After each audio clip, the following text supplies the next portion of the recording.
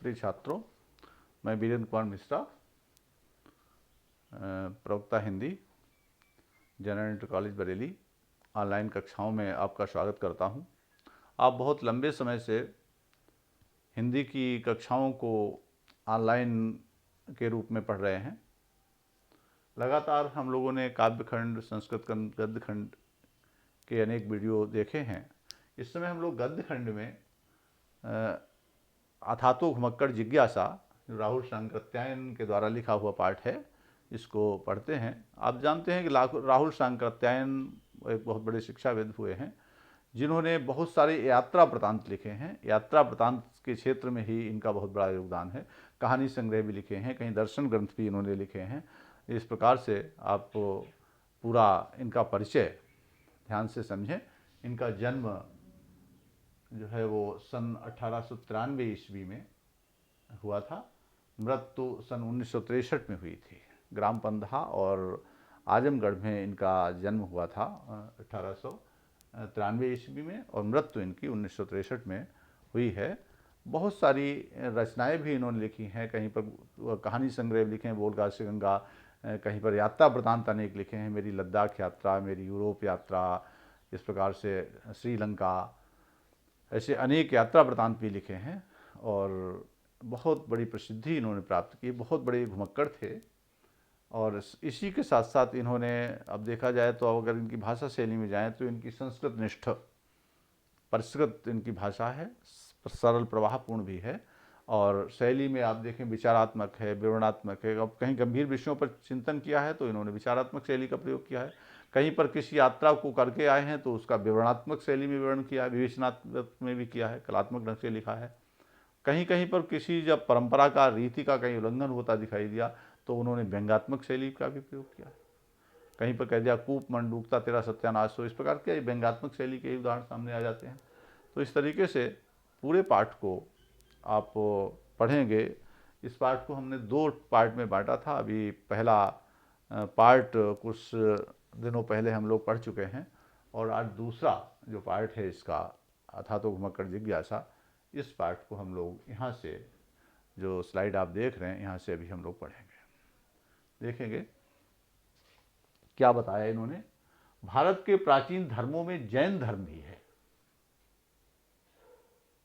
जैन धर्म के प्रतिष्ठापक श्रवण महावीर कौन थे? ये भी तो घुमक्कड़ राज थे। ये भी श्रेष्ठ किस्म के घुमक्कड़ थे। महावीर स्वामी का नाम हम जो सुनते हैं, ये जैन धर्म में क्या, ये भी एक बहुत बड़े घुमक्कड़ थे। घूमने के कारण ही इन्होंने जैन धर्म को इतना पवित्र, इतना अहिंसक बना दिया। घुमक्कड़ धर्म के आचरण में छोटी से बड़ी तक सभी बाधाओं और उपाधियों को उन्होंने त्याग दिया। सभी बाधाओं उपाधियों को उन्होंने त्याग दिया। घर द्वार और नारी, संतान ही नहीं, वस्त्र का भी वर्जन कर दिया। अपना जैन धर्म है, उन जैन धर्म में 2 संप्रदाय चलते हैं, एक श्वेतांबर, एक दिगंबर। श्वेतांबर वे होते हैं जो श्वेत वस्त्र धारण करते हैं, और दिगंबर वे होते हैं जो वस्त्र ही नहीं पहनते। दिशाएं ही अंबर हैं जिसके, उसने उन्हें दिगंबर कहते हैं। अर्थात दिशाएं ही जिनके वस्त्र हैं वो दिगंबर रहते हैं। तो ये बहुत बड़े घुमक्कड़ राज थे। वस्त्रों का भी उन्होंने वर्जन कर दिया। करतल भिक्षा और तरुतल वास, हाथ में भिक्षा ग्रहण करना और पेड़ के नीचे विश्राम करना, बस उनका यही एक जीवन का एक वो था। अपना बिल्कुल मुक्त होकर के जीवन व्यतीत करते थे। तथा दिगंबर को उन्होंने इसलिए अपनाया कि निर्द्वंद विचरण में कोई बाधा न रहे। दिगंबर रहने में, उसमें भी सारी चीज़ों से, बाधाओं से मुक्त है। तो दिगंबर को उन्होंने अपनाया जिससे कि वो विचरण करने में कोई बाधा पैदा ना हो। श्वेतांबर बंधु दिगंबर कहने के लिए नाराज न हो। वस्तुतः हमारे वैज्ञानिक महान घुमक्कड़ कुछ बातों में दिगंबरों की कल्पना के अनुसार थे। अर्थात तो कुछ वैज्ञानिक भी इस प्रकार की मानसिकता के थे, जो वो भी निर्द्वंद और बिल्कुल ही विचरण करना चाहते थे। उनकी भी प्रवृत्ति कुछ इस प्रकार की थी। लेकिन इसमें तो दोनों संप्रदायों और बाहर के मर्मज्ञ भी सहमत थे कि भगवान महावीर दूसरी तीसरी नहीं, प्रथम श्रेणी के घुमक्कड़ थे। अर्थात उन्होंने सर्वस्व त्याग दिया, वस्त्रों का वर्जन भी किया। वह आजीवन घूमते ही रहे, पूरे जीवन भर भ्रमण किया जाए। वैशाली में जन्म लेकर के विचरण करते ही पावा में उन्होंने अपना शरीर छोड़ा। वैशाली में जन्म लिया, पावा में शरीर छोड़ा, तो एक जहाँ जन्म लिया वहीं मृत्यु हो। और एक धारणा ये भी है, लोग कहते हैं नहीं जन्मभूमि पर ही मृत्यु होनी चाहिए, तो इस प्रकार का इनके अंदर कोई बंधन नहीं था। बुद्ध और महावीर से बढ़कर यदि कोई त्याग, तपस्या और सहृदयता का दावा करता है, बुद्ध और महावीर से बढ़कर कोई अगर सहृदयता का, दयावानता का, तपस्या का अगर कोई दावा करता है, तो निश्चित रूप से उसे केवल दंभ ही कहूंगा। वो एक घमंड का ही प्रतिरूप है, कोरा घमंड। आजकल कुटिया या आश्रम बनाकर तेली के बैल की तरह कोल्हू से बंधे कितने ही लोग अपने को अद्वितीय महात्मा कहते हैं। बहुत सारे लोग ऐसे हैं जिन्होंने कुटिया बना लिया, आश्रम बना लिया, उसी में रह रहे हैं और अपने को अद्वितीय महात्मा कहते हैं। अरे महात्मा वो है जो कि कमरे में पड़ा रहे, महात्मा वो है जो घर में पड़ा रहे। महात्मा तो, महान आत्मा तो तब बनती है जब दर दर आप घूम रहे हैं, चेतना जागृत कर रहे हैं, समाज में बराबर घूमते रहते हैं, ज्ञान का अर्जन करते हैं, उस ज्ञान का अर्जन, उस विद्या का प्रसार समाज में करते हैं, तो आप महान आत्मा हैं। जब महान कार्य आप करें तो महान आत्मा है। एक सन्यासी क्या करता है, इस तपस्या करते हुए केवल अपना ही तो परलोक सुधार रहा है, लेकिन जो यायावर है, जो घुमक्कड़ है, वो ज्ञान का अर्जन करता है और उसके द्वारा समाज की समस्याओं को दूर करता है, इसलिए वो महान है। लेकिन मैं तो यही कहूंगा कि घुमक्कड़ी को त्याग कर यदि महापुरुष बना जाता तो फिर ऐसे लोग गली गली में देखे जाते हैं। अर्थात वही महापुरुष है जो घुमक्कड़ है, जो घूमने फिरने वाला है, जो निस्वार्थ रूप से घूमता है। कबीर हुए, स्वामी नागार्जुन हुए, दयानंद हुए, ये सारे लोग क्या थे, ये निस्वार्थ निष्काम भाव से घूमते थे, ज्ञान का अर्जन करते थे, समाज को उसका लाभ देते थे। मैं जिज्ञासुओं को खबरदार कर देना चाहता हूं कि ऐसे मुलम्मे वाले महात्माओं और महापुरुषों के फेर से बचे रहें। बहुत सारे ऐसे गुरु हैं, बहुत सारे लोग आजकल समाज में ऐसे पैदा हो गए हैं जो एक स्थान पर रह रहे हैं, आश्रम बना करके रह रहे हैं, दीक्षा दे रहे हैं लोगों के लिए, और दीक्षा देने के बाद उसके मन मस्तिष्क को इतना बांध देते हैं, वो बताते हैं कि मैं ही ईश्वर ही, मेरी ही आरती करो, मैं ही सब कुछ हूँ। और इसलिए वो प्रभु तक, ईश्वर तक पहुँचने का मार्ग लोगों का बंद कर देते हैं और वो अपने को ही गुरु कहलवाते हैं। ऐसी गुरुडम की प्रथा चल पड़ी है, तो ऐसे लोगों से बचे रहें। वे स्वयं तेली के बैल तो हैं ही, दूसरों को भी अपने ही जैसा बनाना चाहते हैं। अपने आप उनके अंदर संकीर्ण विचारधारा है, दूसरों के अंदर भी संकीर्णता का संचार करना चाहते हैं। इसलिए हम निश्चित रूप से ऐसे लोगों से बचें और घुमक्कड़ धर्म को अपनाने की शिक्षा राहुल शंकरतैन जी ने लगातार इसमें दी है, उसको हर प्रकार से हमें सकारात्मक दृष्टिकोण से लेना चाहिए। बुद्ध और महावीर जैसे महापुरुषों की घुमक्कड़ी की बात से ये नहीं मान लेना होगा कि दूसरे लोग ईश्वर के भरोसे गुफा या कोठरी में बैठकर सारी सिद्धियां पा गए या पा जाते हैं। बुद्ध और महावीर जैसे महापुरुषों की घुमक्कड़ी की बात से ये नहीं मान लेना होगा कि दूसरे लोग ईश्वर के भरोसे गुफा या कोठरी में बैठकर सारी सिद्धियां पा गए। और लोगों ने गुफाओं में बैठ करके, कंदराओं में बैठ करके भी उन्होंने सिद्धि प्राप्त की है, लेकिन वो भी तो स्थान त्याग करके घूमते फिरते रहे हैं। यदि ऐसा होता तो शंकराचार्य जो साक्षात ब्रह्म रूप थे, क्यों भारत के चारों कोनों में खाक छानते हैं? एक स्थान पर बैठ करके लोगों ने सिद्धि प्राप्त कर ली, उस सिद्धि से घुमक्कड़ी जो धर्म है यह बहुत बड़ा है। शंकराचार्य जो कहते हैं, जो ब्रह्म स्वरूप थे आदि शंकराचार्य, उन्होंने भारत के चारों कोनों में घूमे, चारों कोनों में उन्होंने धर्म मठ की स्थापना की। शंकर किसी ब्रह्मा ने नहीं बनाया, किसी ब्रह्मा ने आकर के भगवान शंकराचार्य को शंकर बना दिया हो। संग माने, शंकर किसे कहते हैं? संग माने कल्याण, कर माने करने वाला। जो कल्याण करने वाला है वो शंकर है, जो दूसरे का कल्याण करे वो शंकर है। ये ब्रह्मा ने नहीं बनाया, उन्हें बड़ा बनाने वाला यही घुमक्कड़ धर्म था। अर्थात वो घूमे फिरे, उन्हें कड़वे मीठे सब प्रकार के अनुभव उन्होंने प्राप्त किए। संघर्ष क्या होता है, चलना फिरना क्या होता है, कहाँ से क्या ज्ञान मिल सकता है, तो ये ज्ञान, ये आचरण ये एक दिन में प्राप्त नहीं होता। ये घूमने फिरने से ही व्यक्ति जो है वो बिल्कुल ज्ञान का भंडार बन जाता है। आज केरल में थे तो कुछ ही महीनों बाद मिथिला में, अगले साल कश्मीर या हिमालय के किसी दूसरे भाग में। ये सब शंकराचार्य कहीं टिकते नहीं थे। शंकर तरुणाई में ही शिवलोक सिधार गए, किंतु थोड़े से जीवन में उन्होंने सिर्फ 3 भाष्य ही नहीं लिखे, बल्कि अपने आचरण से अनुयायियों को घुमक्कड़ी का पाठ पढ़ाया।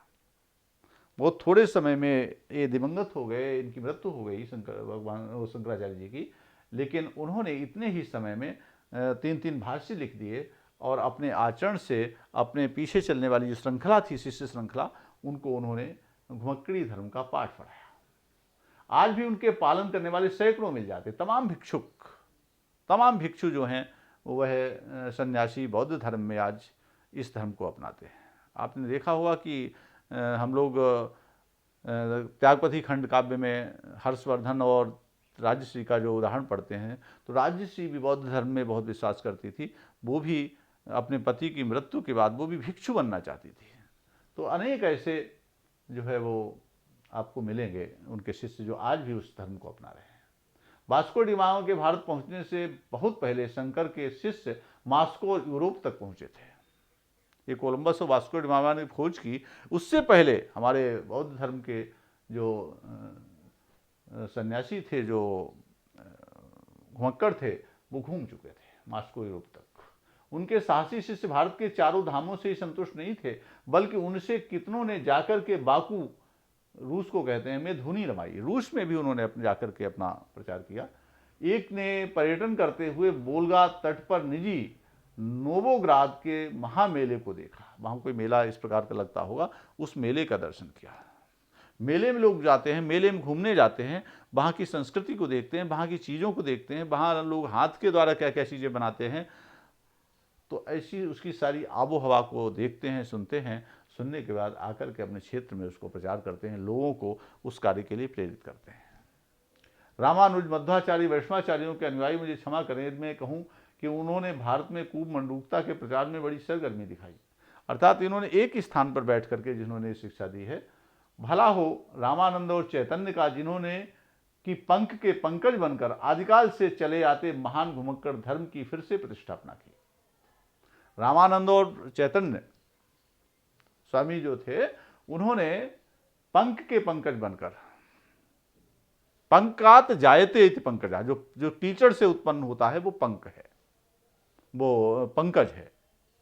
तो कीचड़ से पंख के पंकज बनकर, भले ही कीचड़ से हम उत्पन्न होने हुए हैं, लेकिन अगर हमारे अंदर हम कमल बन गए हैं, तो हमने आदिकाल से चले आते महान घुमक्कड़ धर्म को फिर से प्रतिष्ठापना की। अर्थात लोगों के अंदर उन्होंने जो है वो फिर से मानवता के बीज उत्पन्न किए, जिसके फलस्वरूप प्रथम श्रेणी के तो नहीं, किंतु द्वितीय श्रेणी के बहुत से घुमक्कड़ उनमें पैदा हुए। प्रथम श्रेणी में तो बुद्ध हो सकते हैं, महावीर हो सकते हैं, शंकराचार्य हो सकते हैं, लेकिन द्वितीय श्रेणी के अर्थात उससे कुछ नीचे स्तर के कुछ घुमक्कड़ पैदा हुए। ये बेचारे बाकू की बड़ी ज्वालामयी तक कैसे, बाकू कहते हैं रूस के लिए कहते हैं, बाकू की बड़ी ज्वालामयी तक कैसे जाते, उनके लिए तो आगे और देखते हैं, उनके लिए तो मानसरोवर तक पहुंचना भी मुश्किल था। अर्थात इतना अभ्यास घूमने फिरने का नहीं रहा होगा। अपने हाथ से खाना बनाना, मांस अंडे से छू जाने पर भी धर्म का चला जाना, हाड़ तोड़ सर्दी के कारण हरुलशंका के बाद बर्फीले पानी से हाथ धोना, महाशंका के बाद स्नान करना, ये यमराज को निमंत्रण देने के समान था। अर्थात भयंकर कड़कड़ाती हुई सर्दी में घूमते फिर रहे हैं, और जो हमारी जो दिनचर्या है, हमारी जो धर्मचर्या है, उसका भी पालन कर रहे हैं। तो नियम पूर्वक जिंदगी व्यतीत करते हुए कम संसाधनों में जो घूम रहे हैं, तो निश्चित रूप से उनका जो जीवन है वो बहुत कठिन है, लेकिन नहीं, समाज के लिए घूम रहे हैं। इसलिए बेचारे फूक फूक कर ही घुमक्कड़ी धर्म कर सकते थे। इसमें किसे उज्र हो सकता है कि शैव हो या वैष्णव, वेदांती हो सिद्धांती, सभी को आगे बढ़ाया केवल घुमक्कड़ धर्म ने। अर्थात वैष्णवों को भी, वेदांतियों को भी, सिद्धांतियों को भी घुमक्कड़ धर्म ने आगे बढ़ाने का काम किया और लोगों के अंदर ज्ञान का प्रसार किया। महान घुमक्कड़ धर्म बौद्ध धर्म का भारत से लुप्त होना क्या था कि कूपमंडूकता का हमारे देश में बोलबाला हो गया। अर्थात बौद्ध धर्म समाप्त हुआ, घुमक्कड़ लोगों ने घूमना बंद कर दिया, घुमक्कड़ी धर्म एक प्रकार से लुप्त हो गया, और इससे हुआ क्या कि कूपमंडूकता आ गई, संकीर्णता लोगों के अंदर आ गई। एक स्थान पर रह कर के लोग पाठ करना, धर्मचर्या करना, और अपने को महात्मा मानने लगे। इससे हुआ क्या कि हमारा देश कमजोर हुआ। 7 शताब्दियां बीत गईं और इस 7 शताब्दियों में दासता और परतंत्रता हमारे देश में पैर तोड़कर बैठ गई है। और जब से घुमक्कड़ धर्म खत्म हुआ, जब से घूमने फिरने वाले लोगों ने घूमना फिरना बंद कर दिया, जब से देशभक्त लोग बनना बंद हो गए, तब तक लोग अपने स्वार्थ में, अपने धंधे में, नून तेल लकड़ियों के चक्कर में लग गए। तब से हुआ क्या कि दासता और परतंत्रता हमारे देश में स्थायी रूप से जम गई है। एक भी घर में, एक भी गांव में अगर घूमा फिरा हुआ व्यक्ति कोई होता है तो कहते नहीं उस गांव से मत टकराना, उस परिवार से मत टकराना, वहां चले फिरे लोग रहते हैं। उस परिवार में वो चला फिरा व्यक्ति है, इसलिए उस परिवार से टक्कर मत लेना। ऐसे ही इन घुमक्कड़ धर्मों की बड़ी धाक थी, घुमक्कड़ प्रवृत्ति के लोगों की, घुमक्कड़ राजों की बड़ी धाक थी। और बाकी देश जो थे हमारे देश से टकराने से घबराते थे कि वहाँ आपको ज्ञान के क्षेत्र में, हर प्रकार के क्षेत्र में आपको पराजय मिलेगी। लेकिन जब देखा कि हम संकीर्ण होते चले गए तो परतंत्रता हमारे यहाँ स्थायी रूप से आ गई। ये कोई आकस्मिक बात नहीं थी। समाज आगुओं ने चाहे कितना ही को मंडूक बनाना चाहा, लेकिन हमारे देश में ऐसे माई के लाल जब तक पैदा होते रहे, उन्होंने कर्म पथ की ओर संकेत किया। कुछ ऐसे समाज के अगुआ लोग हुए हैं जिन्होंने लोगों को कूप मंडूकता की ओर, संकीर्णता की ओर, अपने एक स्थान पर रह करके काम करने के लिए प्रेरित किया। लेकिन कुछ ऐसे माई के लाल जब तक पैदा, साहसी लोग, कुछ ऐसे साहसी लोग देश में पैदा होते रहे जिन्होंने अपने कर्म पथ पर चलते रहे। वो अपने घुमक्कड़ी धर्म को अपनाते रहे, घूमते फिरते रहे और अपने कार्य में लगे रहे, समाज में चेतना जागृत करते रहे, जन जागरण का काम करते रहे। हमारे इतिहास में गुरु नानक का समय दूर नहीं है, लेकिन अपने समय तक वो महान घुमक्कड़ थे। गुरु नानक का नाम भी आता है, वो भी बहुत घुमक्कड़ व्यक्ति थे, बहुत घूमने फिरने वाले थे। घूम करके उन्होंने लोगों का बहुत कल्याण किया। उन्होंने भारत भ्रमण को ही पर्याप्त नहीं समझा, ईरान और अरब तक वो उन्होंने धावा मारा। अर्थात प्रश्न बन जाता है कि गुरु नानक भारत के अतिरिक्त और कहाँ कहाँ गए। तो वो प्रश्न बन जाता है, प्रश्न बनता है इसमें, गुरु नानक भारत के अलावा कहाँ गए, कहाँ कहाँ गए, ऐसे प्रश्न बन जाता है। उत्तर आप लिख देंगे इसमें कि नानक ने भारत के अतिरिक्त, भारत के अलावा उन्होंने अन्य क्षेत्रों में भी गए। ईरान में गए और अरब में गए, अलावा ईरान अरब तक गए। तो इस तरीके से छोटे छोटे प्रश्न इसमें बन जाते हैं, इनको आप समझते हुए चलिए। और आगे देखें, दूसरी शताब्दी, एक प्रश्न, एक सूक्ति आती है, घुमक्कड़ी किसी बड़े योग से कम सिद्धिदायिनी नहीं है और निर्भीक तो वो एक नंबर का बना देती है। अर्थात जो घुमक्कड़ी धर्म है, तो घुमक्कड़ी धर्म व्यक्ति के अंदर साहस उत्पन्न कर देता है।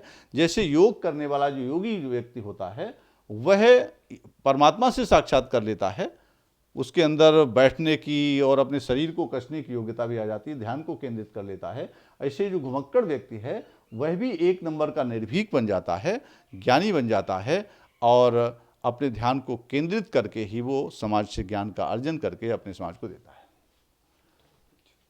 दूसरी शताब्दियों की बात छोड़िए, अभी शताब्दी भी नहीं बीती, देश के स्वामी दयानंद को विदा हुए। स्वामी दयानंद को ऋषि दयानंद किसने बनाया? स्वामी दयानंद जब तक जीवित रहे वो दयानंद कहे जाते थे, अब वो ऋषि बना दिया। ऋषि क्यों कहलाए? वो भी एक प्रकार से घुमक्कड़ी प्रकृति के व्यक्ति थे। उन्होंने भारत के अधिकांश भागों का भ्रमण किया, पुस्तक लिखते, शास्त्रार्थ करते, वो बराबर भ्रमण करते, पुस्तकें भी लिख रहे थे, रचनाएं भी कर रहे थे, भ्रमण भी कर रहे थे, एक साथ कई कार्य। शास्त्रों को पढ़कर काशी के बड़े बड़े पंडित महामंडूक बनने में सफल होते रहे। काशी में बैठे हुए हैं, वहाँ पुस्तकें लिख रहे हैं, पढ़ रहे हैं, काशी में ही पढ़े हुए हैं, तो वो महामंडूक कहलाए। वो सबसे बड़े संकीर्ण विचारधारा के व्यक्तियों माने गए। इसलिए दयानंद को मुक्त बुद्धि और तर्क प्रधान बनने का कारण शास्त्रों से अलग कहीं ढूंढना पड़ा और बहता उनका निरंतर घुमक्कड़ी धर्म का सेवन।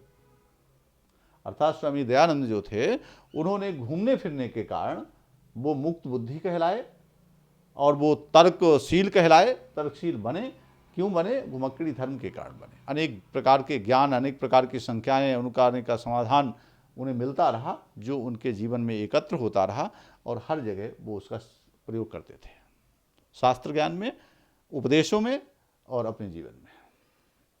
उन्होंने समुद्र यात्रा करने, द्वीप द्वीपांतरों में जाने के विरुद्ध जितनी थोथी दलीलें दी जाती है सबको चिंदी चिंदी करके उड़ा दिया। अर्थात उन्होंने जो इस प्रकार का कह डाला कि समुद्र के पानी और हिंदू धर्म में बैर है, तो इन सब चीज़ों को उन्होंने व्यर्थ बता दिया और उन्होंने इनसे ऊपर बात की। उन्होंने मनुष्य बताया कि मनुष्य स्थावर वृक्ष नहीं है। मनुष्य कोई ऐसा तो नहीं है कि एक स्थान पर रहने वाला कोई जड़ वृक्ष हो, वो जंगम प्राणी है, वो गतिशील प्राणी है। चलना मनुष्य का धर्म है, जिसने इसे छोड़ा वो मनुष्य होने का अधिकारी नहीं। उन्होंने साफ कह दिया कि जो घूमता फिरता नहीं है फिर वो मनुष्य होने का अधिकारी नहीं है। मनुष्य का धर्म है हर समय चलते रहना। इससे स्पष्ट हो गई है कि संसार में यदि आदि सनातन धर्म है तो वो घुमक्कड़ धर्म है। आदि सनातन धर्म क्या है? घुमक्कड़ धर्म है। प्रश्न बन जाता है, आदि सनातन धर्म क्या है? उत्तर बन जाता है, काली में लिख देता हूं, घुमक्कड़ धर्म। आदि सनातन धर्म क्या है? घुमक्कड़ धर्म है। आप पूरा उत्तर लिखना, घुमक्कड़ धर्म है। लेकिन वो संकुचित संप्रदाय नहीं है, वो आकाश की तरह महान है, समुद्र की तरह विशाल है। घुमक्कड़ धर्म की कोई, वो तो असीम है, आकाश की तरह विशाल है। जिन धर्मों ने अधिक यश और महिमा प्राप्त की है वो घुमक्कड़ धर्म के कारण प्राप्त की है। अर्थात जिस धर्म में अधिक घुमक्कड़ लोग पैदा हुए, अधिक घूमने फिरने वाले लोग हुए, वही धर्म अधिक विकास किया उसने। इतना कहने के बाद कोई संदेह नहीं रह गया, घुमक्कड़ धर्म से बढ़कर दुनिया में कोई धर्म नहीं है। धर्म भी छोटी बात है, उसे घुमक्कड़ के साथ लगाना महिमा घटी समुद्र की रावण बसा पड़ोस। अगर धर्म को हम घुमक्कड़ के साथ लगा देंगे तो समझ लो घुमक्कड़ धर्म की महिमा घट जाएगी। महिमा घटी समुद्र की रावण बसा पड़ोस। जैसे समुद्र इतना विशाल है, इतना स्थायी है, इतना विराट है, लेकिन जो आतताई और जो रावण जब पड़ोस में बैठ गया तो समुद्र पर पुल बांधा गया, समुद्र की महिमा उससे कम हुई। उसी प्रकार अगर हम घुमक्कड़ धर्म को धर्म के साथ जोड़ देंगे, केवल धर्म के साथ जोड़ देंगे, तो इसका महिमा, इसका विस्तार, इसका कद छोटा हो जाएगा। जैसे कि रावण का समुद्र के पास बसने से समुद्र का कद छोटा हुआ, उस पर पुल बनाया गया। इससे पहले कोई समुद्र को लांघ नहीं सका। घुमक्कड़ होना आदमी के लिए परम सौभाग्य की बात है। अपने पंथ अनुयायी को मरने के बाद किसी काल्पनिक स्वर्ग का प्रलोभन नहीं देता। अर्थात जो घुमक्कड़ धर्म है, जैसे कि धार्मिक लोग, गुरु लोग कहते हैं कि नहीं आप ऐसा करें, ये पाठ करें, हमारे आप शिष्यता ग्रहण करें तो आपको परलोक मिल जाएगा, मोक्ष मिल जाएगा। लेकिन इस प्रकार की चीज़ जो है वो नहीं, हम लोग हमारा जो घुमक्कड़ धर्म है इस प्रकार का कोई प्रलोभन नहीं देता। इसके लिए तो कहते हैं क्या खूब सौदा नकद है, इस हाथ ले उस हाथ दे। अर्थात ये तो इस प्रकार का घुमक्कड़ धर्म है कि एक साथ ये तो नकद सौदा है, पैसा एक तरफ दो, दूसरी तरफ वस्तु लो। इसी प्रकार ज्यों ही आप घूमेंगे वैसे ही आपको ज्ञान का अर्जन होना शुरू हो जाएगा। किन साधनों से संपन्न होकर घुमक्कड़ बनने का अधिकारी हो सकता है? क्या आगे बतलाया जाए कि घुमक्कड़ी के लिए चिंताहीनता होना स्वाभाविक आवश्यक है। घुमक्कड़ी के लिए सबसे आवश्यक चीज क्या है? चिंताहीनता। प्रश्न बनता है, घुमक्कड़ी के लिए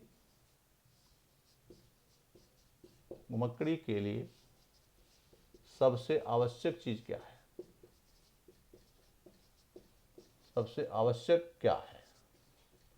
उत्तर हो जाएगा इसमें चिंताहीनता। चिंताहीनता। जो व्यक्ति चिंताहीन होगा वो घुमक्कड़ी कर सकता है। महत्वपूर्ण पैराग्राफ है। चिंता होने के लिए घुमक्कड़ी भी आवश्यक है। दोनों का अन्योन्याश्रय होना दूषण नहीं भूषण है। दोनों का एक दूसरे पर आश्रित होना अन्योन्याश्रय कहलाता है। ये दोष नहीं बल्कि एक भूषण है, अलंकार है। घुमक्कड़ी से बढ़कर सुख कहाँ मिल सकता है? आखिर चिंताहीनता तो सुख का सबसे स्पष्ट रूप है। जो चिंताहीन है, किसी प्रकार के तनाव से मुक्त है, वो सबसे ज्यादा सुखी है। घुमक्कड़ी में कष्ट भी होते हैं, लेकिन उसे उसी तरह समझिए जैसे भोजन में मिर्च। घुमक्कड़ी में होने वाले कष्ट अधिक कष्टदायी नहीं होते हैं। जैसे भोजन में जो मिर्च होती है, मिर्च से थोड़ा मुंह एक बार को तीखा तो लगता है, लेकिन उसका स्वाद भी आता है। तो मिर्च में यदि कड़वाहट ना हो तो क्या कोई मिर्च प्रेमी उसे हाथ भी लगाएगा? वस्तुतः घुमक्कड़ी में कभी होने वाले कड़वे अनुभव उसके और रस को और बढ़ा देते हैं। जो घूमते समय जो थोड़ा कष्ट होता है, जो कड़वे अनुभव मिलते हैं, खट्टे मीठे चरपरे जो अनुभव मिलते हैं, वो उसी तरह उसके रस को, जीवन के रस को और बढ़ा देते हैं। जैसे कि काली पृष्ठभूमि में चित्र अधिक खिल उठता है। जैसे कोई काला पट है, उस पर आप सफ़ेद मार्कर से आप लिख दें तो बिल्कुल बहुत ही स्पष्ट कोई सुंदर चित्र बना दें तो बहुत सुंदर दिखाई देगा। इसी प्रकार जीवन का स्वरूप, जीवन का चित्र भी जो है उसमें उभर के आता है, ऐसा बताया गया है। व्यक्ति के लिए घुमक्कड़ी धर्म से बढ़कर कोई नगद धर्म नहीं है। नगद धर्म कैसा है? जैसे घूमते हैं तुरंत ज्ञान की प्राप्ति होती है। जाति का भविष्य घुमक्कड़ी धर्म पर निर्भर करता है। इसलिए मैं कहूँगा कि हर एक तरुण और तरुणी को, हर एक युवक और युवती को घुमक्कड़ी व्रत ग्रहण करना चाहिए, ऐसा इसमें लेखक ने बताने की कोशिश की है।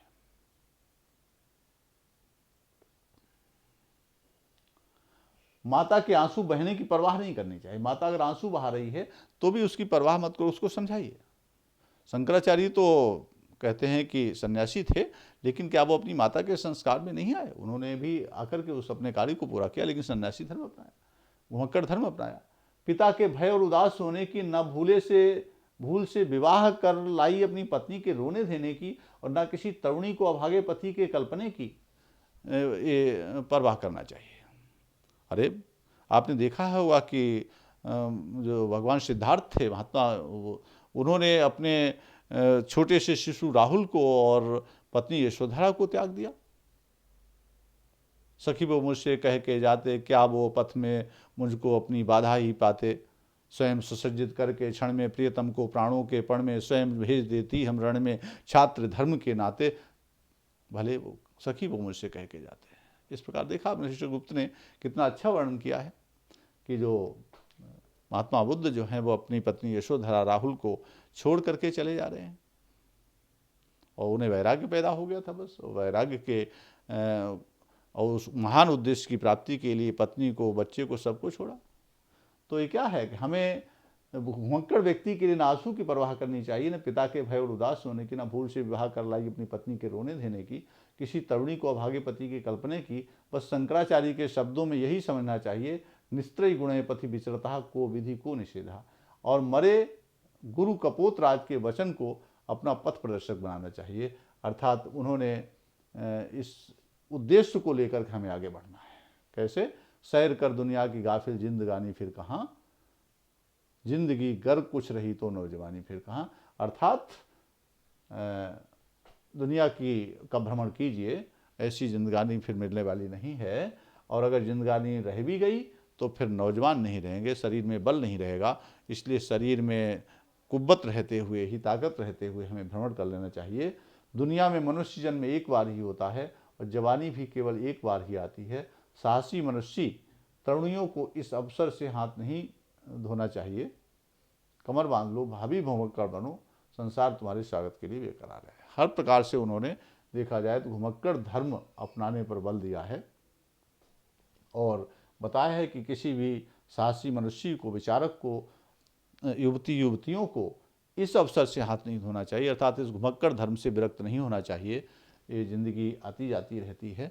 इस प्रकार उन्होंने हर बिंदु पर मनुष्यों को, युवतियों को जो है घुमक्कड़ी धर्म अपनाने पर बल दिया है और बताया है कि इसके द्वारा हमारा देश मजबूत होगा, हमारा समाज मजबूत होगा, समाज का हम हित कर सकेंगे, निस्वार्थ लोगों की सेवा कर सकेंगे और हमारे अंदर भी एक ज्ञान और साहस का जो गुण है वो उत्पन्न होगा।